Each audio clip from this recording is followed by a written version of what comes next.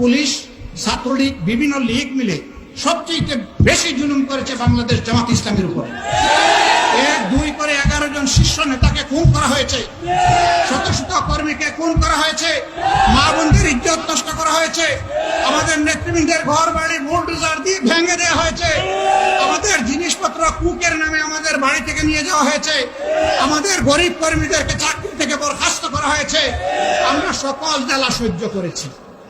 যদি কারো প্রতিশোধ নিতে হয় তাহলে সেই দলটির অধিকার, সেই দলটির নাম বাংলাদেশ জামাত ইসলাম। কিন্তু আমরা ঘোষণা দিচ্ছি আমরা প্রতিশোধ নেব না। আমরা যদি প্রতিশোধ না নেই তাহলে আর কার প্রতিশোধ নেওয়ার অধিকার আছে? আর তো কেউ আমাদের মতো ক্ষতিগ্রস্ত হননি। ধৈর্য ধরুন, শান্ত থাকুন, দেশকে ভালোবাসুন, আল্লাহকে ভয় করুন, মানুষের ইজ্জত সম্পদ জীবন নিয়ে টানাটানি কেউ করবেন না। আজ যে পরিবেশ পরিস্থিতির পরিবর্তন হয়েছে, কালকে এইটাও আপনার পাপের কারণে বোঝা হয়ে আপনার গাড়িও আসতে পারে। অতএব আমরা সাধু সাবধান, সকলকে সাবধান করে দিচ্ছি। এক জুলুমতন্ত্রের পরে আরেক জুলুমতন্ত্র বাংলাদেশে আমরা দেখতে চাই না। আমরা একটা শান্তিপূর্ণ বাংলাদেশ দেখতে চাই, একটা ইনসাফের বাংলাদেশ দেখতে চাই, একটা মর্যাদার বাংলাদেশ দেখতে চাই, একটা উন্নয়নের বাংলাদেশ দেখতে চাই এবং বিশ্বের দরবারে বুক ফুলিয়ে আমরা পরিচয় দিতে চাই আমি একজন বাংলাদেশী। এই জায়গায় আমরা দেশকে নিতে চাই। তার জন্য সমাজের সর্বস্তরের মানুষের ঐক্য প্রয়োজন। আমরা হাতে হাত ধরবো।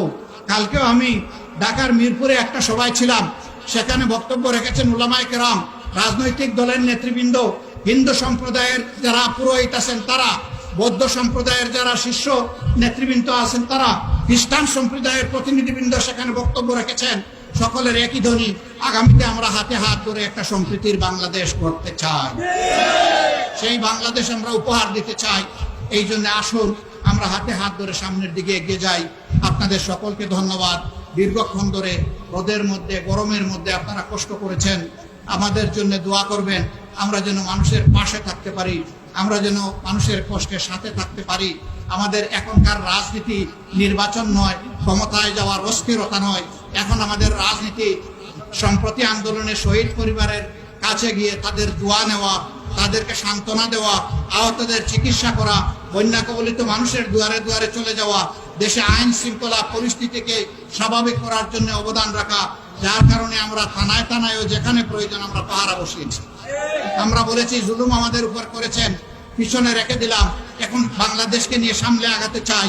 আপনারা পুলিশ বাহিনী, জনগণের বাহিনী, জনগণের স্বার্থ দেখবেন। আমরাও ক্ষমতায় গেলে আমাদের স্বার্থ আপনারা দেখবেন না, আপনারা দেখবেন জনগণের স্বার্থ।